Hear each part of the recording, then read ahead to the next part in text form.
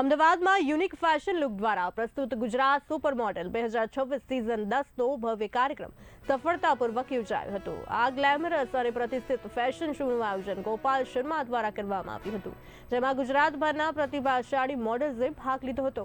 આ શોનું કોરિયોગ્રાફી દીપ્તિ વોરા દ્વારા કરવામાં આવ્યું હતું, જેમણે સમગ્ર ઇવેન્ટને આકર્ષક અને પ્રોફેશનલ બનાવ્યો હતો। શોના જજ પેનલમાં યાના પટેલ, શ્રેયા નંદુકિયા અને ડરેન જપ્સી જેવી જાણીતી હસ્તીઓ હાજર રહી હતી, જેમણે प्रतिस्पर्धियों मूल्यांकन કર્યું હતું। कार्यक्रम में विविध कैटेगरी में विजेताओं जाहिर કરવામાં આવ્યા હતા। सबसे पहले मैं मीडिया के माध्यम से कहना चाहूँगा कि आप लोग का दिल से धन्यवाद कि आप लोग ने जो कार्यक्रम को सफल बनाने के लिए और हमारा कवरेज किया। आज का जो आयोजन है वो गुजरात सुपर मॉडल एक शो है जो गुजरात के जो फैशन मॉडल्स होते हैं उनको काफ़ी प्लेटफॉर्म देता है। आज 5 कैटेगरी परफॉर्म कर रही है, miss category, mister category, Mrs, tin और किड्स। हर एक कैटेगरी में विनर्स होंगे, ठीक है। और मैं ये कहना चाहूँगा कि गुजरात का ये सबसे बड़ा शो है। सीज़न 10 तक हम लोग पहुँचे हैं। गुजरात की हिस्ट्री में आज तक ऐसा नहीं हुआ है। पेजेंट्स होते हैं।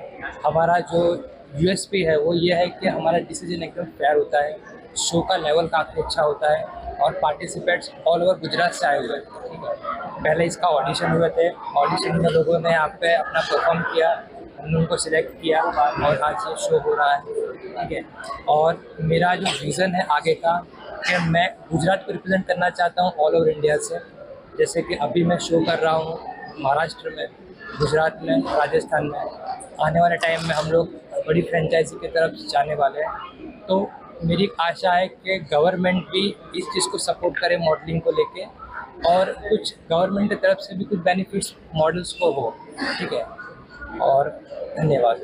कितने जनों ने पार्टिसिपेट? आज पूरे गुजरात से 70 से ज़्यादा मॉडल्स यहाँ पे पार्टिसिपेट कर रहे हैं। इस बार यूनिक क्या है? હું Deepti Vora, international celebrity, fashion director, choreographer, garba ગુરુ એન્ડ ડાન્સ કોરિયોગ્રાફર। મુંબઈમાં હું 25 વર્ષથી વધારે હું કોરિયોગ્રાફીને ઇન્ટરનેશનલી મેં શોઝ કર્યા છે। યુએફએલ માટે જેટલું કહીશ એનાથી ઓછું જોઈશ હશે, બિકોઝ યુએફએલથી હું 2 વર્ષથી જોડાયેલી છું। ટોટલ યુએફએલની 16 સિઝન થઈ છે ગુજરાત, મુંબઈ અને રાજસ્થાનમાં। એમાં 5 સિઝન હું કરી ચૂકી છું। અને મિસ્ટર ગોપાલ શર્મા એમનું જેટલું શોને એ એક્ઝિક્યુશન જે પ્રોપર વેથી કરે છે, એમની બારીકાઈ એટલી બધી હોય છે કે કન્ટેસ્ટન્ટને શું શીખવા મળવું જોઈએ, કેટલું પ્રોપર ગ્રૂમિંગ હોવું જોઈએ। અને આ સિઝનમાંથી એ લોકો આગળ વધીને મેં જોયા છે કે 2 વર્ષથી જે 5 સિઝન મેં યુએફએલની કરાવી છે ને એમાં જે યુએફએલના મોડલ્સ જે હિસાબથી પ્રોગ્રેસ કરી રહ્યા છે, કારણ કે મિસ્ટર ગોપાલ શર્મા એ લોકોને એટલું ધ્યાન આપે છે કે પોતાના ત્યાંથી જેટલા બી કન્ટેસ્ટન્ટ આવે છે એ મોડલિંગ લાઈનમાં આગળ જઈ શકે એટલું એમને પ્લેટફોર્મ આપે છે। અને યસ, મેં ઘણા ઓર્ગેનાઇઝર સાથે કામ કર્યું છે અને મારી સાથે ઘણા ઓર્ગેનાઇઝર બહુ સારી રીતે સંકળાયેલા છે, પણ એમાંના one of the best organizer તરીકે હું મિસ્ટર ગોપાલ શર્માનું નામ આપી શકીશ એઝ અ કોરિયોગ્રાફર।